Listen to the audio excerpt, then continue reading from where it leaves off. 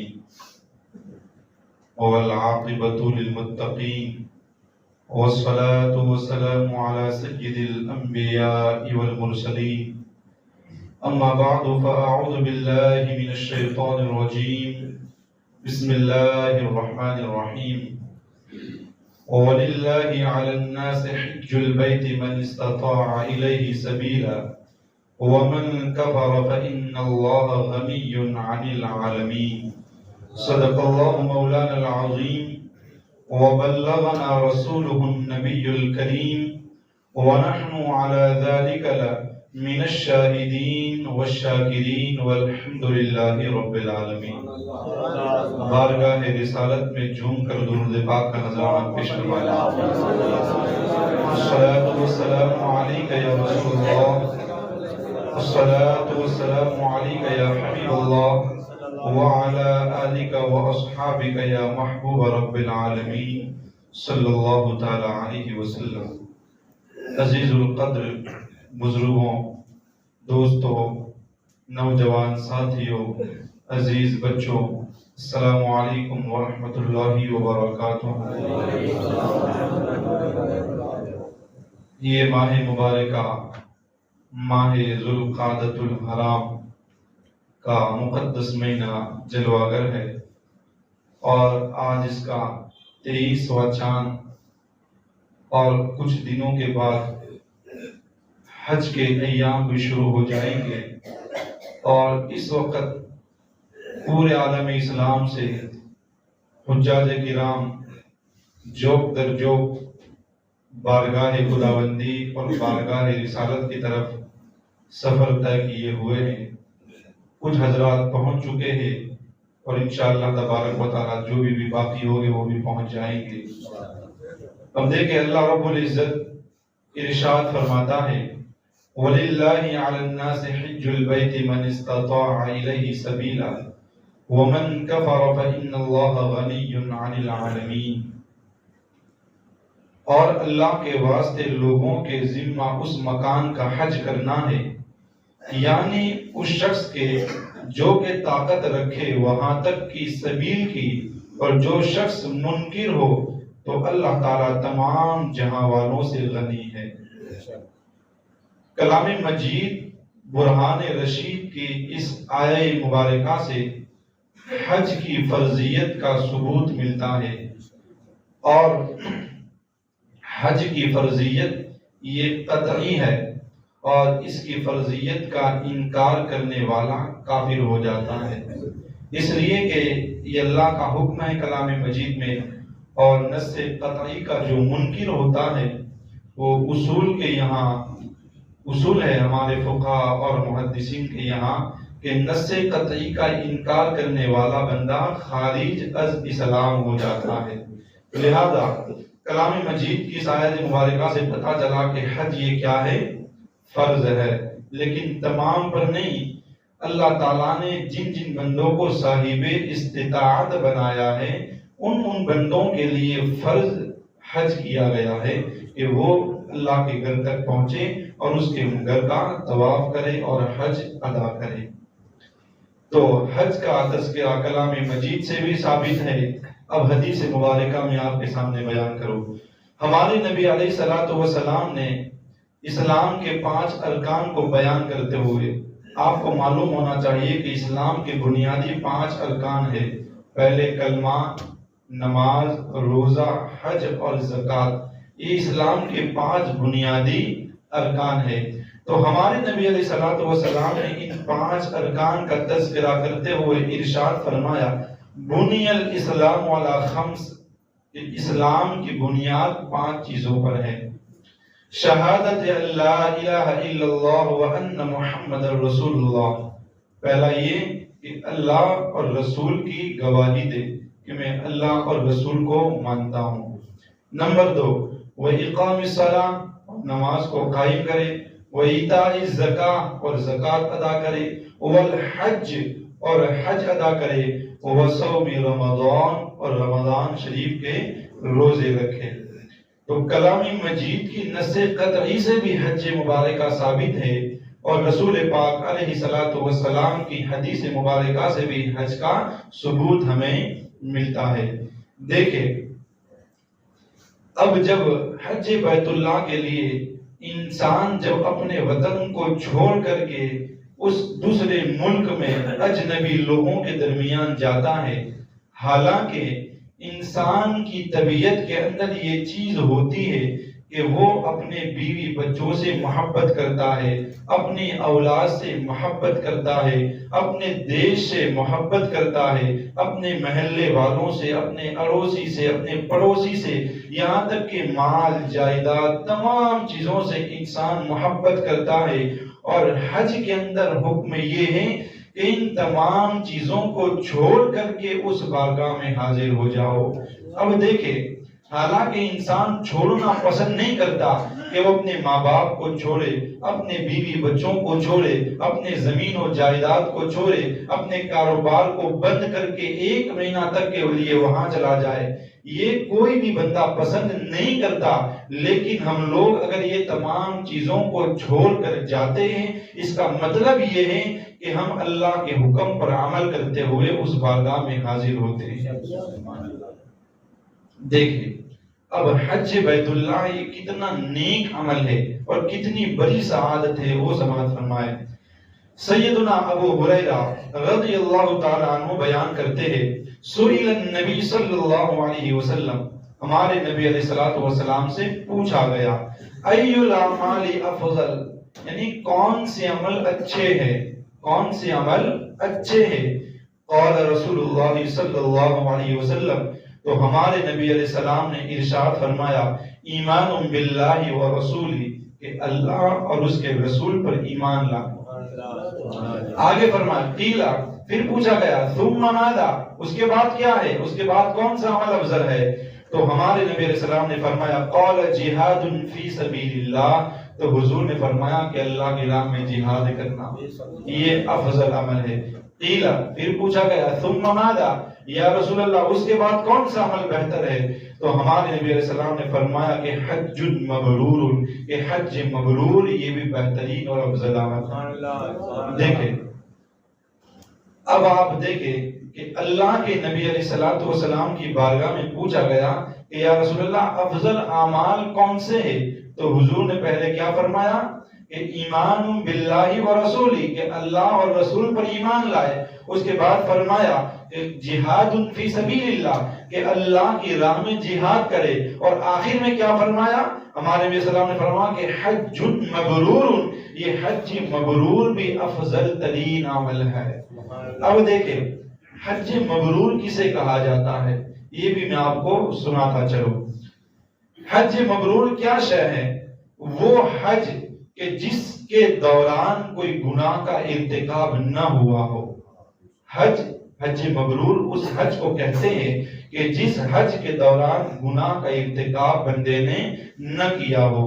حج مبرور وہ حج ہے جو اللہ کے یہاں مقبول ہو گیا ہو۔ حج مبرور کیا؟ کہ جس کے اندر گناہ بھی نہ ہوا ہو، معصیت بھی نہ ہوئی ہو۔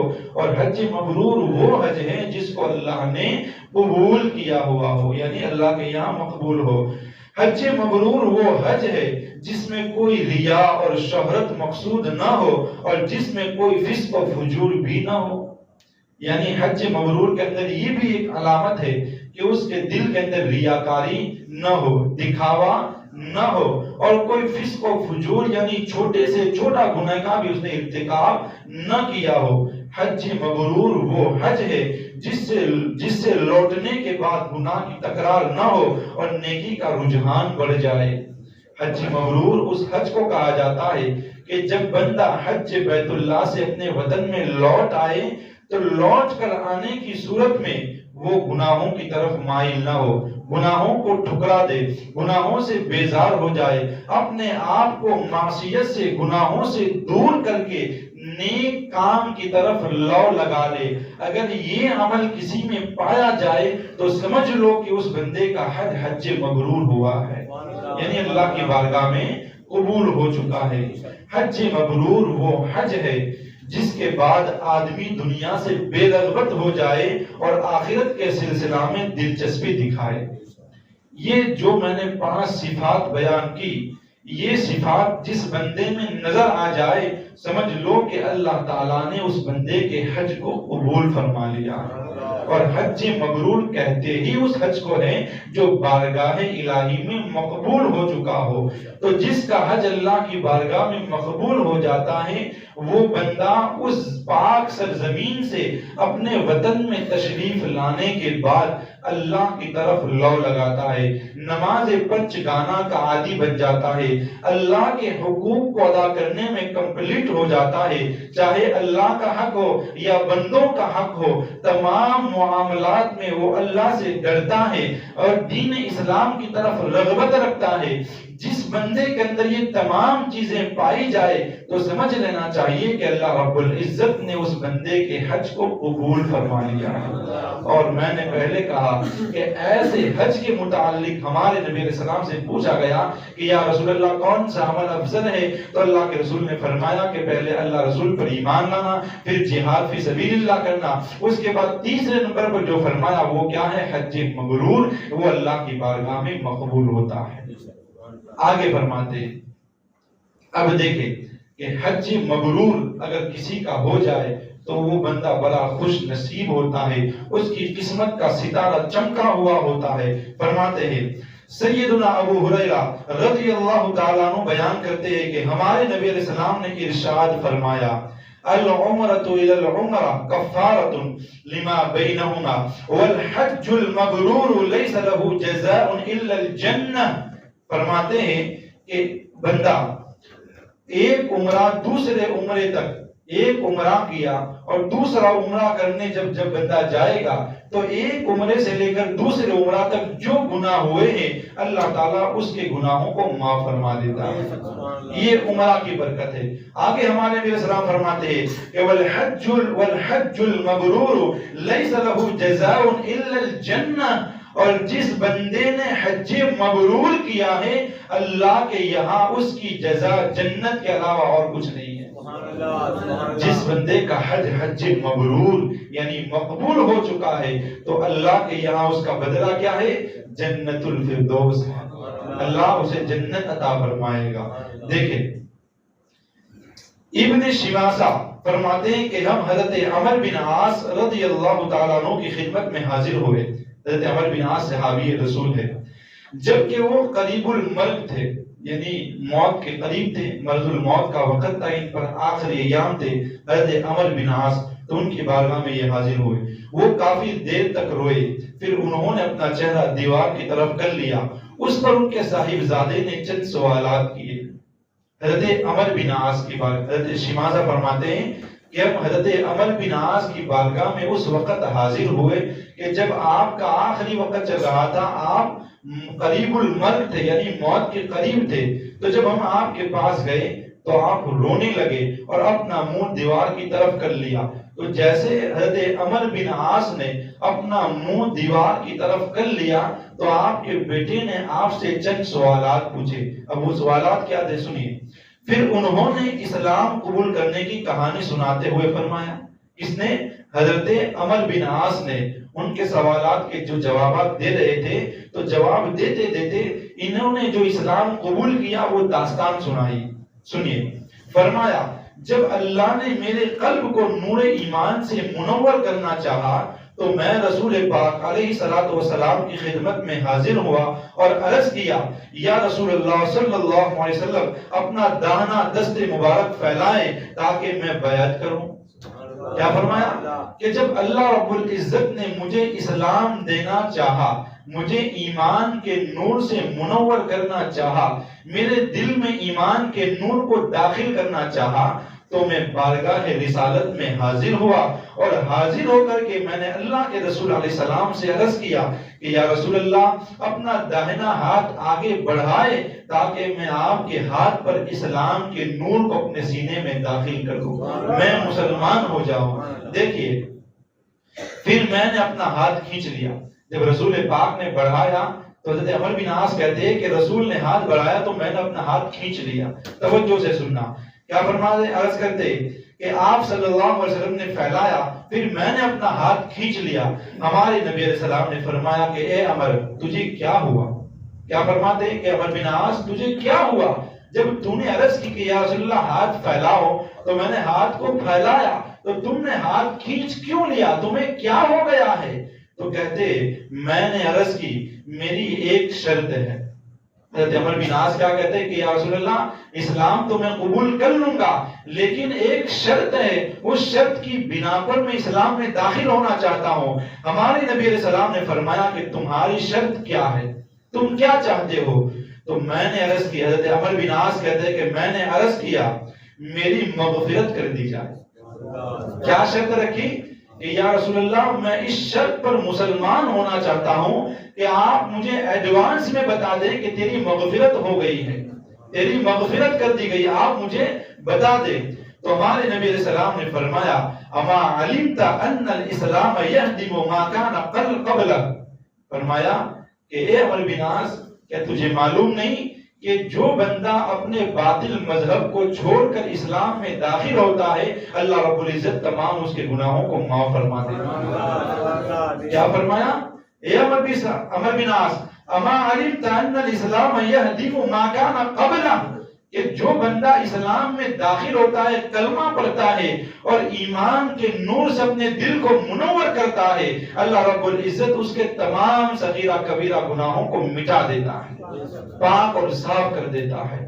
آگے فرماتے ہیں وَأَنَّ الْحِجْرَةَ تَهْدِمُ مَا كَانَ قَبْلَهَا، اور جو بندہ ہجرت کرتا ہے مذہب کے لیے، اسلام کے لیے، دین کے لیے، تو اللہ تعالیٰ ہجرت کرنے سے پہلے جتنے گناہ ہوتے ہیں وہ تمام گناہوں کو مٹا دیتا ہے۔ اس کے آگے ہمارے نبی علیہ السلام نے فرمایا وَأَنَّ الْحَجَّ يَهْدِمُ مَا كَانَ قَبْلَهُ، اور حج مبرور بھی ایسا ہی ہے کہ جو بندہ حج کر کے آتا ہے اللہ تعالیٰ اس کے تمام صغیرہ کبیرہ گناہوں کو مٹا دیتا ہے۔ حج کتنا مقبول ترین عمل ہے، حج کتنا افضل عمل ہے، جس کے بارے میں ہمارے نبی علیہ السلام نے متعدد مقامات پر اس کے فضائل کا بیان کرتے ہوئے فرمائے۔ بہت ساری فضیلتیں ہیں لیکن یہ جو فضیلت ہے کیا فرمایا کہ وَأَنَّ الْحَجَّ يَهْدِمُ مَا كَانَ قَبْلَهُ، کہ جو بندہ حج کر کے اپنے وطن کو لوٹتا ہے اللہ تعالیٰ اس کے وطن میں آنے سے پہلے اسے پاک اور صاف کر دیتا ہے، ایسا پاک کر دیتا ہے کہ جیسے وہ دنیا میں آج ہی پیدا ہوا ہے۔ یہ اللہ رب العزت کے انعامات ہے، یہ اللہ رب العزت کے فضل ہے، یہ اللہ رب العزت کا کرم ہے۔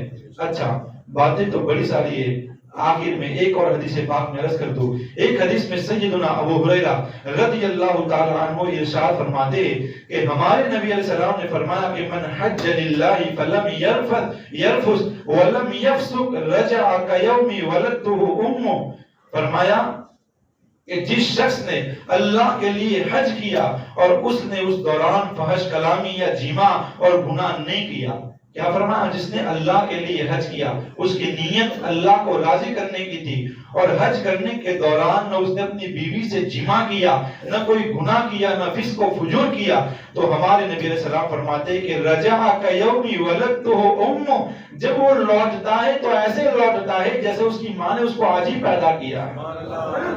اتنا اللہ تعالیٰ اس پر اپنے رحم و کرم کی بارش نازل فرماتا ہے کہ بندہ جب حج کر کے لوٹتا ہے تو وہ اپنے تمام گناہوں سے کیا ہوتا ہے؟ پاک اور صاف ہو جاتا ہے۔ اچھا اب یہ بات تو تھی کس کے لیے؟ حج تمام کے لیے تو فرض نہیں ہے، اللہ تعالیٰ نے حج ان لوگوں پر فرض کیا ہے کہ جو اپنے وطن سے لے کر کے وہاں تک جانے کی استطاعت رکھتا ہو، ایسے بندوں پر اور ایسے ایمان والوں کے لیے اللہ نے حج کو فرض کیا ہے۔ تو ظاہر سی بات ہے کہ جو صاحب مال ہے، جو لوگ مالدار ہے، صاحب زر ہے، وہ تو وہاں پر جا کر کے یہ بینیفٹ حاصل کر لیں گے، لیکن جو غریب ہے ہمارے جیسے وہ اس ثواب کو کیسے کمائیں گے؟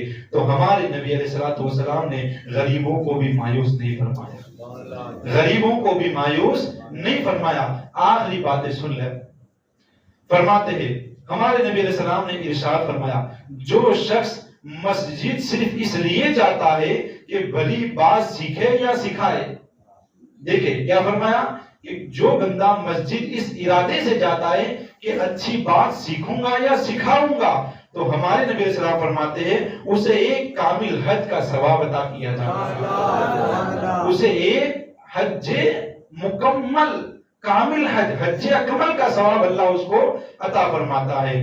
ایک جگہ پر ہمارے نبی علیہ الصلوۃ والسلام ارشاد فرماتے ہیں، حدیث نبوی ہے، سنن ترمذی میں موجود ہے، ہمارے نبی علیہ السلام نے فرمایا کہ جو شخص فجر کی نماز باجماعت پڑھ کر کے اپنی نماز کی جگہ بیٹھ کر ذکر و اذکار کرتا ہے یہاں تک کہ سورج طلوع ہو جائے، پھر 2 رکعت نماز پڑھ لیتا ہے تو ایک پورے حج اور عمرے کا ثواب عطا کیا جاتا ہے۔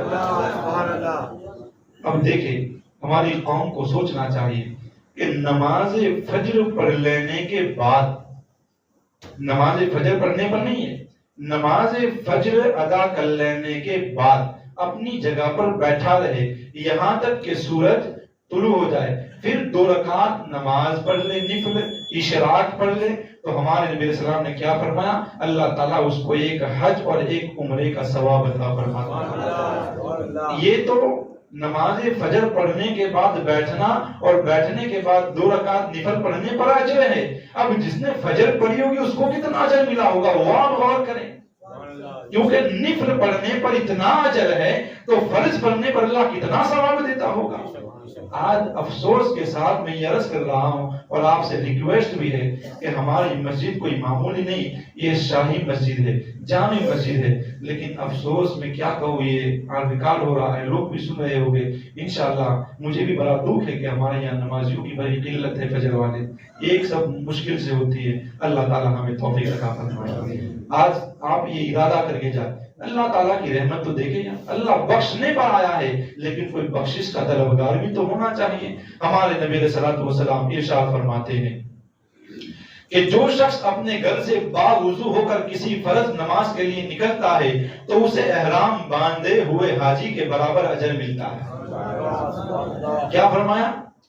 جو شخص نماز فرض کے لیے یعنی 5 وقت کی نماز کے لیے اپنے گھر سے وضو بنا کر مسجد کی طرف آتا ہے تو اللہ تعالیٰ اسے احرام باندھنے والے حاجی کے برابر اجر عطا فرماتا ہے۔ آگے فرماتے ہیں، اور جو شخص چاشت کی نماز کے لیے نکلتا ہے تو اسے عمرہ کرنے والے کے برابر اجر ملتا ہے۔ چاشت کی ناشتے کا جو وقت ہوتا ہے اس وقت جو نماز پڑھی جاتی ہے صلاۃ الضحیٰ عربی میں کہتے ہیں، اور اگر فارسی میں تو نماز چاشت ناشتے کی نماز جو 9 ساڑھے 9 کے آس پاس پڑھی جاتی ہے، 2 رکعت 4 رکعت اس حساب سے، تو فرماتے ہیں کہ اسے عمرہ کرنے کے برابر اللہ تعالیٰ اجر عطا فرماتا ہے۔ آگے فرماتے ہیں، چنانچہ یہ بھی حدیث متفق علیہ حدیث ہے، سماعت فرمائے، چنانچہ جمعہ کے لیے جلدی جانے والے کی مثال یہ ہے کہ گویا اس نے ایک اونٹ بطور ہدیہ یعنی مکہ مکرمہ میں ذبح کرنے کے لیے بھیجا۔ جو جمعہ کے دن سب سے پہلے آتا ہے اس کو اللہ تعالیٰ مکہ مکرمہ میں قربانی کرنے کا اجر عطا فرماتا ہے۔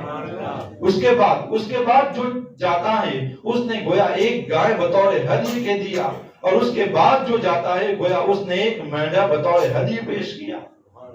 یعنی دیکھو، جمعہ والے دن مسجد میں جلدی آنے پر بھی اللہ کتنا اجر عطا فرماتا ہے۔ تو اب ہمیں چاہیے کہ ہمیں فرسٹ سیکنڈ یا تھرڈ کوالٹی والا کون سا ثواب لینا ہے؟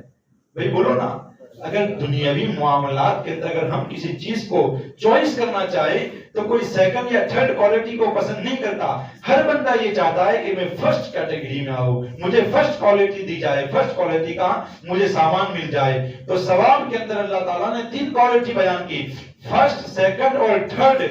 فرسٹ والے کو زیادہ ثواب ملے گا، تو ہمیں چاہیے کہ جمعہ والے دن جلد سے چلائیں تاکہ اللہ تعالیٰ ہمیں بھی مکہ میں قربانی کرنے کے برابر اجر عطا فرمائے۔ آخری بات، جو لوگ مدینہ منورہ یا اس کے ارد گرد موجود ہیں یا وہ مسجد نبوی کی زیارت کے لیے گئے ہیں وہ اس فضل سے فیضیاب ہو سکتے ہیں۔ حدیث میں ہے، جو شخص اپنے گھر سے باوضو ہو کر مسجد قباء آ کر 2 رکعت نماز پڑھ لے تو اسے ایک عمرے کا ثواب عطا ہوتا ہے، اسے ایک عمرے کا ثواب ملتا ہے۔ اب حضرات محترم دیکھیں، مکے جا کر کے حج کرنا اور ثواب لینا یہ ہر ایک کے بس میں نہیں ہے. جو لوگ صاحب مال ہے وہی لوگ یہاں سے جا کر کے حج کر کے اور حج کرنے کے بعد وہ ثواب کو حاصل کر سکتے ہیں. لیکن جو غریب ہے ان غریبوں کے لیے ہمارے نبی علیہ السلام نے نسخے بتا دیے جو میں نے آپ کے سامنے بیان کیے. انشاءاللہ تبارک و تعالیٰ ہم امید کرتے ہیں کہ اللہ رب العزت ہم تمام کو ان باتوں پر عمل کی توفیق عطا فرمائے. وما علینا الا البلاغ. السلام علیکم ورحمۃ اللہ وبرکاتہ.